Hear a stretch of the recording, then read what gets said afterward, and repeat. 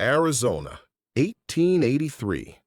A land where the earth speaks softer than it used to, where tree roots run deeper than the memory of those who stayed behind, where paper weighs more than truth, and laws are written by men who've never set foot here. This is the story of a boy from the Yavapai people. He grew up among the rocks, where every slope knew his name. One day, he returned from a hunt, bow on his back, blood of the animal on his hands, and learned their land was no longer theirs, because someone had drawn a line across it and signed their name.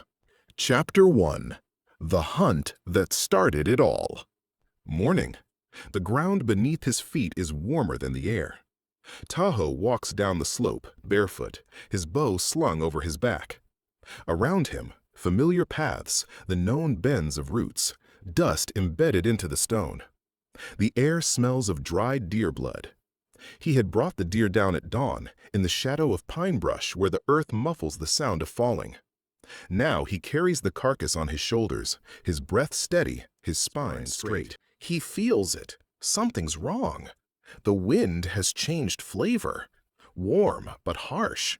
It's the kind that only came when strangers with crosses on their lapels first entered the canyon, and that winter began, the one they prefer not to speak of. Tahoe comes to a standstill at the spring. Down the slope, on the rocks by the water, a white man sits, alone. A dirty shirt, a backpack tossed to the side. He's taken off his boots and is rinsing his feet in the spring, then his face. He snorts, wipes himself with a sleeve. Water drips back into the stream. He pulls out a handkerchief, blows his nose loudly, tosses it nearby. This place isn't just a spring. Here, his grandfather said, you had to stand barefoot if you wanted to speak to the ancestors. Here, they buried baby teeth and the last ashes of old ones. Here, his mother read out names aloud when they buried his brother. Tahoe stands in the shade. His heart pounds in his chest, dull and slow. He watches as the white man unfolds a map and spreads it across the altar stone, the very stone of offerings. The stranger sits like he's on a picnic, whistling. Tahoe steps out. "Who are you?" His voice is rough, irritated. "Lost boy?" Tahoe lowers the carcass to the ground. "I'm not the one who's lost. You're sitting by a spring that belongs to my people. This isn't a place for resting." The white man stands. His face is dry, lips cracked. He smiles, but there's no warmth in it. "Seriously? There's a fort, not even a mile from here. The map says it's free land." He pulls out a document and takes a step forward.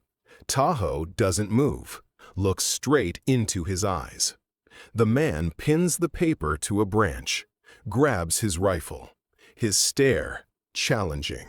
Tahoe closes in, snatches the rifle, tosses it aside. The white man reaches for his belt, a knife. Too slow. Tahoe takes him down in one motion, knee to chest.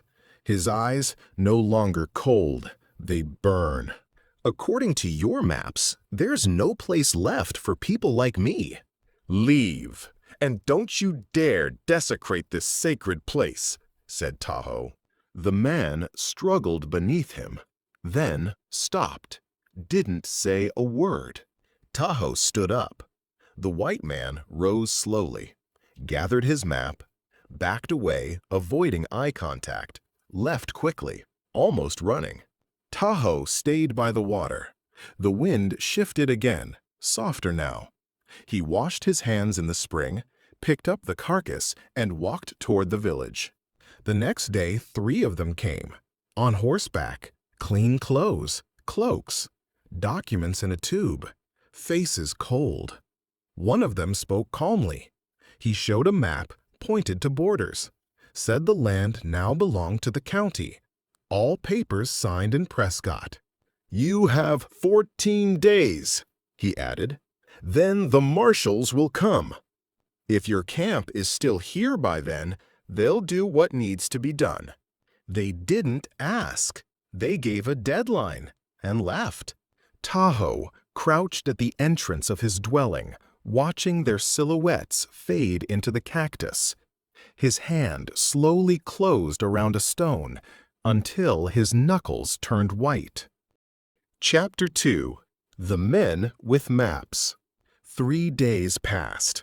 In the morning, the sky above the camp was gray, and not a single bird flew over the slope. The elders sat by the fires below. Their eyes were closed, but they weren't sleeping. The women packed their things: knives, warm pelts, dried roots. The air was thick with unease, a silence too heavy not to hear. No one said a word. Tahoe stood on a rock, higher than the others. He could feel it. No one looked at him, but everyone saw him. He wasn't the elder, not a chief. But now they didn't wait for words from him, only movement. That night, his grandfather called him. The dwelling smelled of dry sage and smoke. He sat by the fire, staring at a burning twig. Spoke quietly, without looking away from the flame. If we leave now, we can't return, not in body, not in word. And if we stay, they'll come with iron in their hands. Don't think we've been given a choice. Tahoe was silent for a long time, then nodded.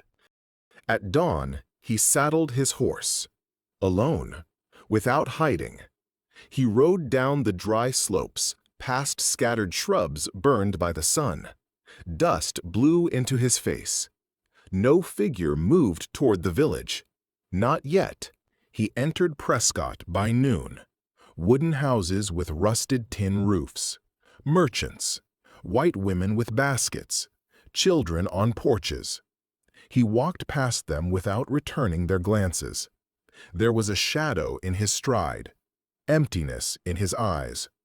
The office building smelled of paper and leather, the walls smooth, footsteps muffled. He walked the corridor, stopped at the right door, knocked, and entered. A man in a gray jacket looked up, clean-shaven, heavy stare. His name was Hartwell. Tahoe greeted him, took a step forward, and spoke, steady. "We've lived by that spring since the cedar tree grew there. Before you, before your forts. They've driven us east before, across the rocks, further and further. We kept walking until there was no place left where the land remembered our names. Now you've come here, with papers, with signatures." He spoke evenly, but his voice struck the walls like a dull bell. "We didn't come here. We didn't buy. We lived here. And now you ask where we'll go next? There is no next for us." Hartwell paused for a moment, as if weighing something. Then he smiled, without sincerity. Only then did he pull out the papers. "I understand, but it's all been confirmed. The land's been transferred for settlement. The border will run along the northern ridge. Your people can leave. We're even willing to assist. Provisions, a few head of cattle, tobacco, somewhere farther from the roads." Tahoe said nothing. Not a word moved his face. But something inside him began to burn. "You think it's unfair. I understand that. But it's all legal," Hartwell added more softly. "I'm not your enemy. I'm just carrying out what's inevitable." Tahoe still didn't speak, the taste of metal on his tongue. For the first time, he understood what anger smelt like, sharp like rust. He stood up slowly, looked at Hartwell as if memorizing every detail, then turned and walked out without a word. The door closed behind him with weight. He took the same road back. Evening fell, the sky dimmed. The air smelled of campfire and dust. His mother stood waiting near the edge of the path. She didn't call his name, didn't take a step, just stood, still, steady, as if carved out of the dusk itself. Tahoe looked at her, as if for the first time. "What if I don't leave?" he asked. She didn't answer. She stepped closer, embraced him, slowly, pouring into it all her pain and strength. He didn't move, only breathed, heavily, steadily, as if the air had thickened. Her arms were strong, as if holding not just a son, but everything that was left of their people. But even that didn't make the evening calmer, because nothing was changing, only getting darker, and that meant there was even less time. Chapter 3. Thunder in Silence. The sky stood still, like stone. No clouds, no wind. The camp felt frozen. Sounds had become fewer. Even the dog that usually howled at night was silent now. The older ones had begun packing, slowly, quietly. First the blankets, then the bows. One elder handed a leather pouch of medicinal roots to a younger man. The women kept sewing. No one said they were leaving, but everyone understood. That's exactly what was happening. The younger ones kept apart. There were 5 of them. One, Ani, kept sharpening his knife. Another, Seno, sat with his back to the fire, staring toward the spring. They didn't want to leave. Their faces were like those of people who had already lost, but refused to accept it. In the morning, when the elders began shifting their stores of dried meat, Ani spoke, loudly, to the whole camp. "They teach us to stay quiet when we're hit. But how many times have we already been driven out? One more and we're gone. This land remembers us. And what, we turn our backs on it again?" One of the elders, Reko, lifted his head from the knot he was tying. "If we stay, we won't be memory. We'll be ash. The earth doesn't hold those who burn themselves into it." No one replied. But a crack had formed in the air, like a split between those who remembered fear and those who hadn't yet met it. Tahoe didn't intervene. He listened. He understood both sides, those who were leaving and those who would stay. But he wasn't between them anymore. He was just walking away, alone. He spent the day outside the camp, climbed higher where the old stones with carved clan signs still stood, far from the path. There he cleared fallen branches, straightened a tilted totem, planted a new post. He didn't know why. He just knew someone had to do it. Someone had to remind the land. Someone still breathes here. By evening, he returned to camp. Some were still arguing. Others had already accepted it, as if everything inside them had already been packed away. One was sorting knots. Another stuffing dried meat into a bag. No one asked where he'd been, and he didn't ask why they were doing what they were doing. He stood at the entrance, watched, then turned and walked to the water, to the sacred place, the one that always helped when everything fell apart. The spring was over the hill. The stones there were smooth, and the moss clung tight, as if it too held on to memory. Tahoe sat by the water, inhaled, closed his eyes. Thoughts came crooked, tangled, but he didn't push them away. When the sun had nearly vanished, he heard footsteps. His mother. She came and sat beside him, silently. "People don't wait for miracles, Tahoe," she said.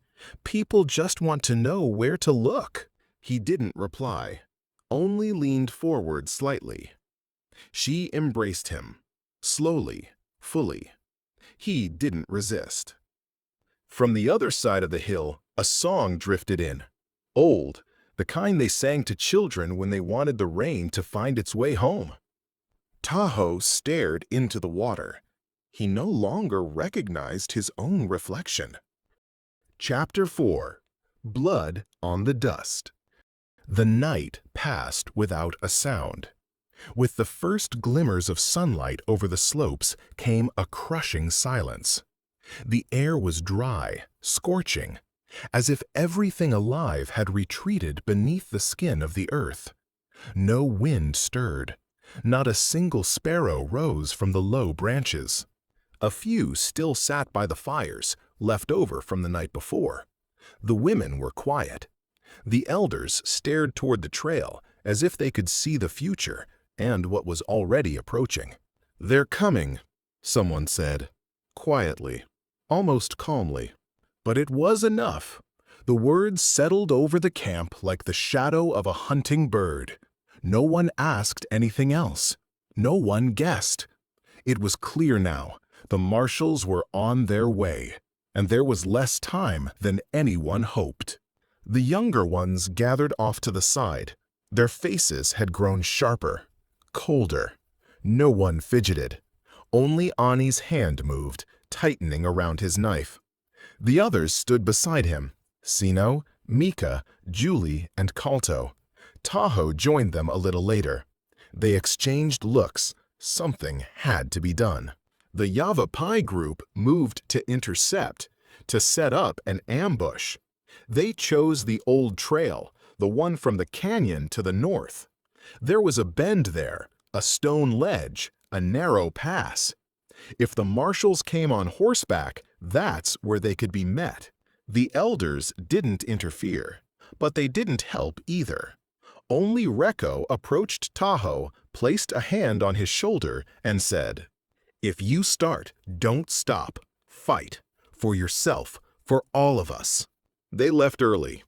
Each took what they thought they'd need: an old rifle, a rope, a hunting knife. At the site, they built cover from stones and brush. Dust clogged their nostrils. Breaths became shallow. The world shrank to a heartbeat and the sound of hooves that were just about to arrive. The first marshal appeared at the bend, tall, wearing a dark hat. Behind him, 5 more, all on horseback. Leading them was someone instantly recognized: Hartwell. He carried papers. They weren't just coming with weapons, they were coming with a decision. Seno whispered, "Now." Tahoe nodded. But at that moment, from around the bend, appeared Vake. The old man was carrying a yoke, unaware of the ambush. He stepped between them and the marshals. "Back!" Tahoe shouted, but it was too late. A gunshot rang out. Just one, from a marshal. Voke staggered, fell to his side. The yoke clattered across the rocks. Then, silence. Tahoe jumped up. Everything ignited. Ani fired first. One marshal fell from his horse. The others responded. Rocks shattered, splinters flew, someone screamed. Seno was hit in the shoulder. Julie threw his rope, pulled a second man from his saddle. Mika shouted, "Go!" and charged down with a knife. But it didn't last long. Long enough. The marshals panicked. Someone dropped a rifle. One took a bullet in the side. Hartwell shouted, "Back! Back, goddammit!" They hadn't expected the fury. Hadn't expected to be treated like enemies. With noise, with curses, with blood, they retreated. Left only a body and dust behind them. The young men returned to camp in silence. Sino held his arm, wrapped in a strip of his shirt. Ani's face was streaked with dirt, like it had been sculpted from ash. Mika walked hunched over. Tahoe was the last to arrive. There were no wounds on his face, no signs of victory, only a look like settling ash. The elders came out first, in silence. They gathered around Voke's body, which Julie and Kalto had carried back on a woven stretcher. No one spoke, but everyone knew. He couldn't be left where he fell. His death was now their vow. The women followed. One held a child in her arms. Another clutched a bundle of dried roots. A few more steps, and they surrounded the young men. No reproach, no thanks. They were just there. Tahoe's mother stood by their shelter. At first, she didn't move. She stared not at his face, but at the dusty trail his feet had taken home. But when he stepped closer, she took a step as well, placed her palm on his cheek so softly, as if afraid to wake the pain in him. "Today, you became a man, my son. Don't worry, we'll take care of what we've lost." She didn't say anything else, and she didn't need to. Chapter V. The Way of the Split Stone. Tahoe left the camp the next day. While the others were busy preparing for the coming of the lawman, he didn't say a word to anyone. He knew the whites would return with reinforcements, but not so soon. He simply took his bow, a water skin, tucked a knife into his belt, and set off north, toward the mountains, where there were no trails, where the wind above the cliffs could not be heard below. No one tried to stop him. Everyone was occupied, some gathering final supplies, some repairing wagons, some just sitting and watching others prepare the camp for siege. The elders averted their eyes from Tahoe. The young only nodded. They all knew he was going to the place people go when they no longer know who they are. He walked for a long time. By day, across scorched plains. By night, through fallen brush. Then upward. Stones scraped his feet. The air grew thinner, but he knew exactly where he needed to get. The ancient sanctuary was his goal. Few spoke of it, but all remembered. A plateau where the rock had split, like the sky itself had once fallen and shattered the earth. He found totems between the cracks, and black, polished traces shaped like human palms. It was a place to go when you no longer knew who you were meant to become. He stood at the fracture, took off the water skin, squatted, breathed in the cold air. He listened, but heard nothing except the wind and his own breathing. "So you came, after all," said a voice. Tahoe flinched, turned. At the edge of the plateau sat an old man. His clothes were faded rags, his hair tangled, his face like dried wood.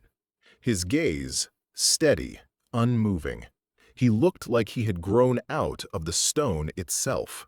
"I thought no one would be here," said Tahoe. "And I thought no one would come," the man replied. "Seems we were both wrong." He rose and nodded. "Come." Tahoe followed him into a crevice. The stones arched overhead, blocking the light. Inside, it smelled of soot, earth, and time. It was a cave, narrow, deep, with blackened walls covered in ancient markings. At the far end, a small fire still burned. Next to it lay a flat stone, like an altar. The old man crouched and motioned for Tahoe to sit.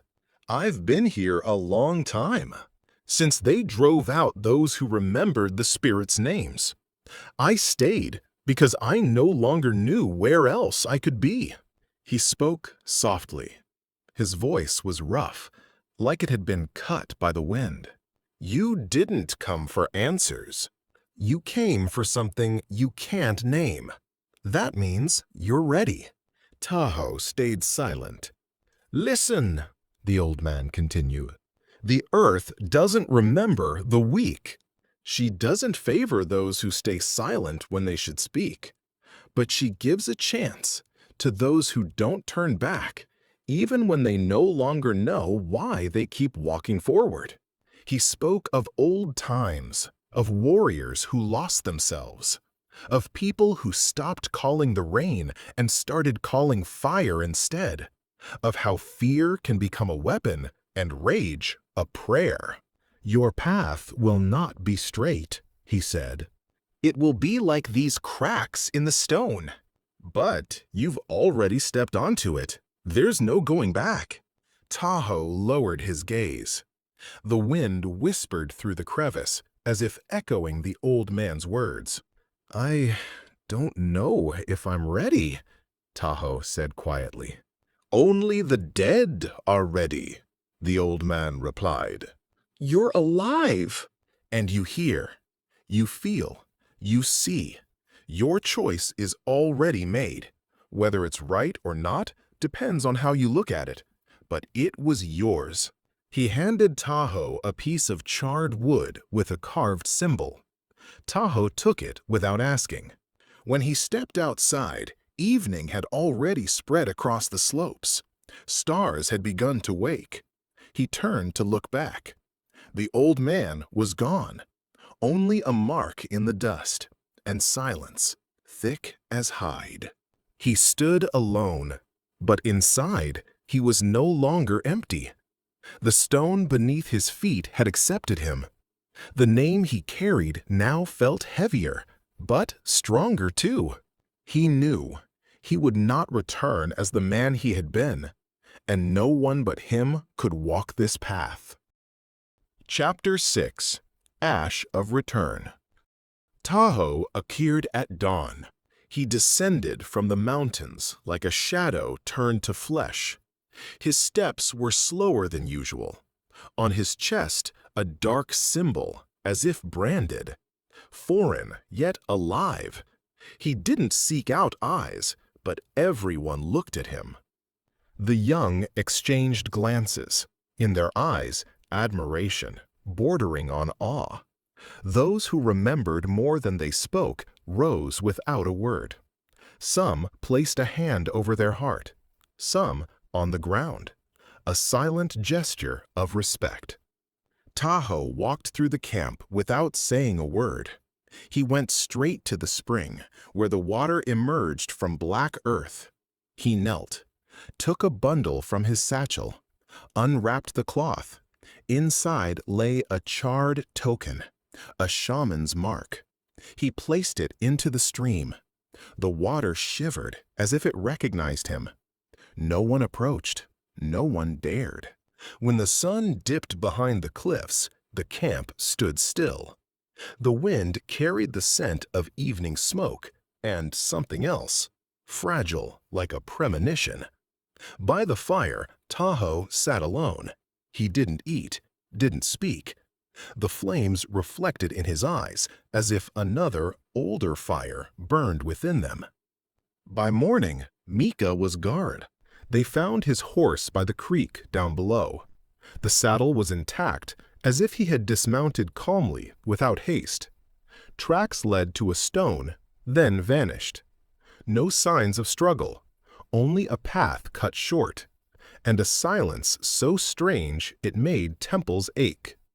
Some said he left, others that he had been taken, but no one spoke aloud. Eyes were lowered, words swallowed, as if any sudden sound might shatter the fragile balance holding the tribe in place. The camp stood still, as if listening. Everything inside them trembled, like a string drawn tight before the strike. And the ash at the spring seemed to breathe. It wasn't an ending. It was a fracture, and through it the cold had already begun to seep. Chapter 7. The Line of Fire. Morning found the camp on its knees. A dry wind rose from the south, stirring the dust, and with it, shapes began to form on the horizon. First, just specks, then flags, then men. 30 at least, rifles on their shoulders, a wagon stacked with crates, marshals in blue coats. Each of them carried paper, an order, and bullets ready to hit their mark. They weren't advancing, they were closing in. By noon, the ring was sealed. North, west, and south cut off. To the east, only cliffs and stone.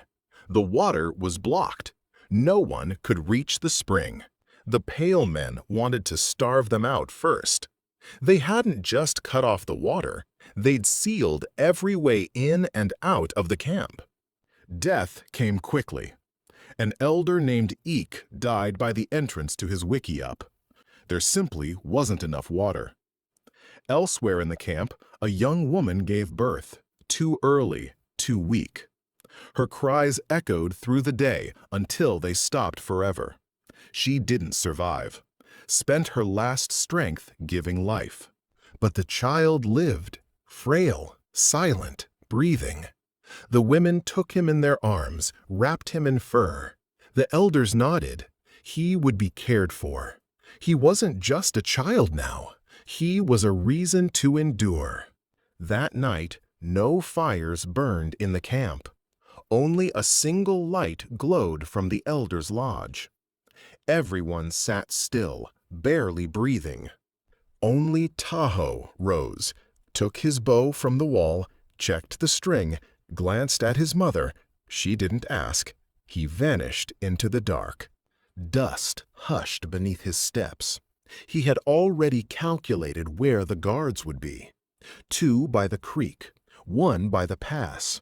He moved in silence, just as his grandfather had taught, the way his ancestors moved.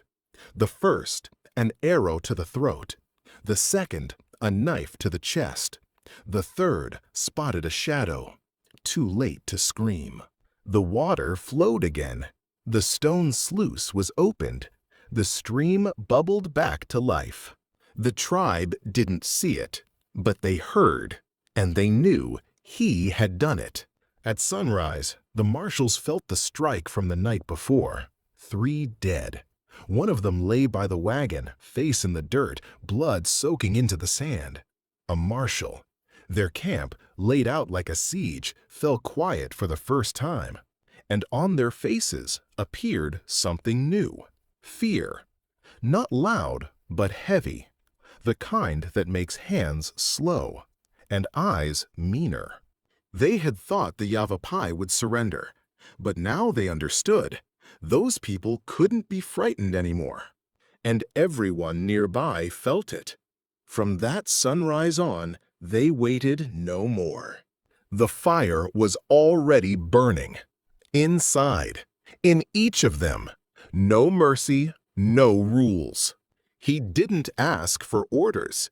He just waited for the moment he would become the thing that burned everything in its path. Chapter 8. Those Who Walked Away. The noon air was dry and sharp. The air stretched tight between the stones. Ever since the water had begun to flow again, everyone in the Yavapai camp knew the marshals would not retreat. They were preparing for a final blow. While they moved, tangled in their commands, forming up, whispering plans, the tribe didn't wait. The tribe was deciding. Here. Now. The women, children, elders, those who were not meant to fight, but to carry the memory of the people, began to gather their things.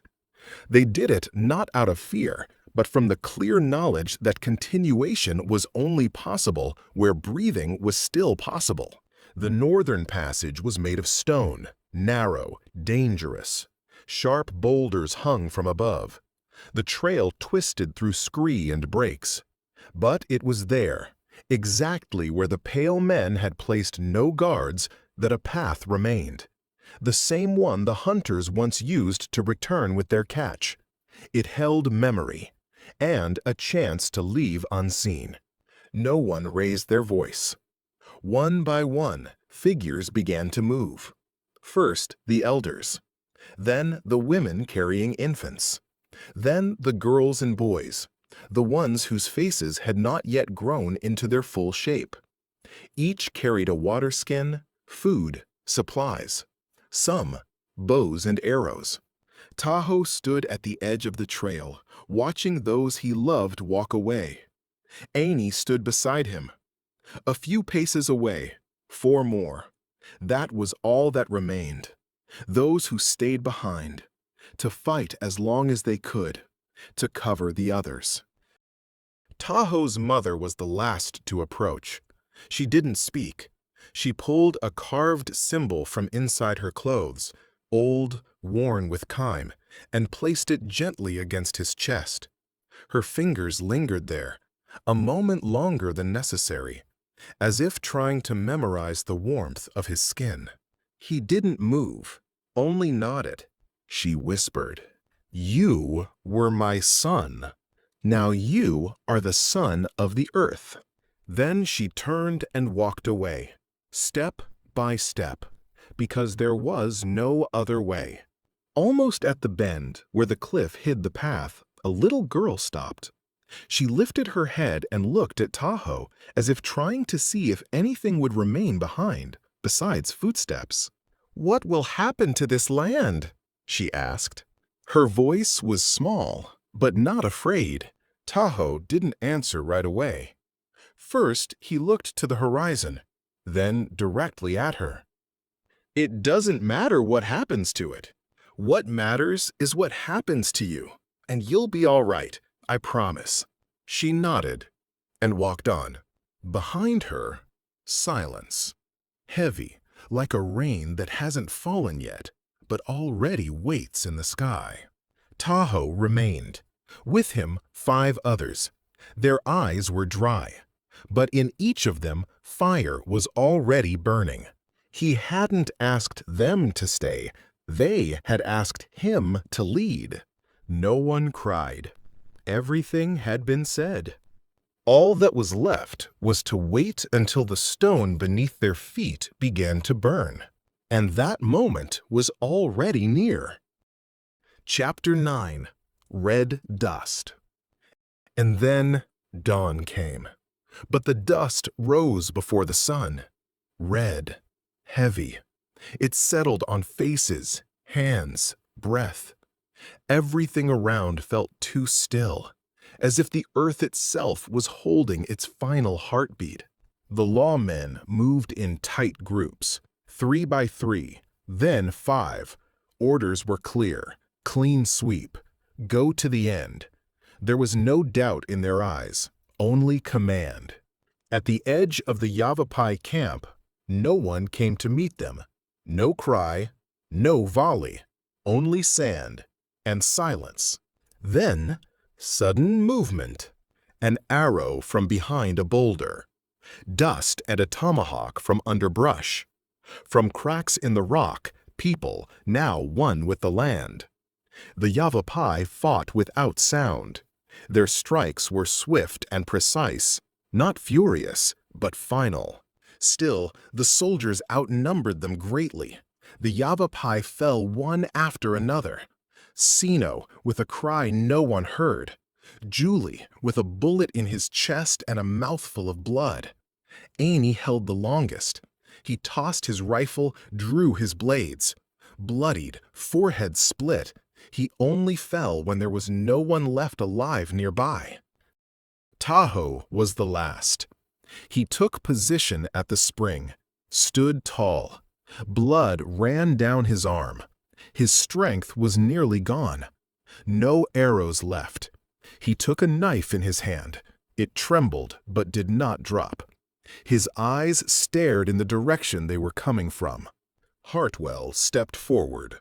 Unhurried, he approached to a safe distance, raised his hand. The command hung in the air like a burning nail. And then, a crack. The stone by the spring, the very one where offerings were laid, where this story began, split. A line ran through it like lightning and rock. A single drop of water fell, then another, and everything froze. Hartwell stood still, his hand still raised. The soldiers behind him waited, but none stepped forward. This wasn't the end of a battle. It was the end of time, and the beginning of memory. His hand dropped. Gunshots rang out. Tahoe stood like a spirit, and no one could say, was he still alive? Another order, more shots. This time, the boy who had become stone fell without a word. The wind rose again, and the dust turned red once more. Chapter 10. The one who remained. Years passed. The valley had changed. Someone had strung a telegraph line. Someone else had built a temporary camp to search for ore. The canyon was renamed. Locals now called it Development. The trail had overgrown. The rocks had crumbled. Only here and there, beneath the dust, faint impressions still remained, like footprints left in soft sand. And those who came later never knew whose place this had been. But the land, it remembers everything. And those who once fled, they didn't vanish. Their steps simply moved further from this place, somewhere beyond reach. A woman walked slowly. Beside her, a boy, her son. He asked questions. She stopped at the spring. The stone, the same one, was still cracked. Water seeped from it in slow drops. She looked at her son and only then began to speak. This is a border, son, but not of land, of memory, of our people. She paused, looking out across the slope, froze for a moment as if listening to the past. A man died here once. He promised me that we would be all right. He simply said it and kept his word. He defended this land. He defended all of us, even those who hadn't been born yet. The boy looked at her from the side, then asked quietly, "Was it Tahoe?" She nodded. "Yes.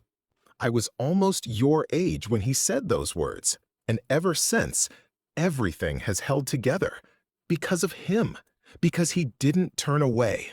From her bag, she pulled out a small bundle. Gently, as if it might still breathe. A charred symbol, carved, worn with time, just like the one his mother once gave him. She placed it on the stone. The boy said nothing, then sat down beside her, ran his fingers along the crack, dry like an old wound. The sun rose higher. The wind swept across the slope, and for a moment, brief, nearly missed, something rang in the silence, like metal brushing stone. And the boy understood. Someone had remained. Maybe those who once protected this land. Maybe Tahoe himself. Maybe he still lived here, watching over him even now. Thank you for staying with us. If this story moved you, leave a like, share in the comments what resonated most, and be sure to subscribe so you won't miss the next stories. They'll go even deeper, even stronger. Tell us where you're watching from. We want to know where the echoes reach. And if even one line stays in your heart, then memory is still alive.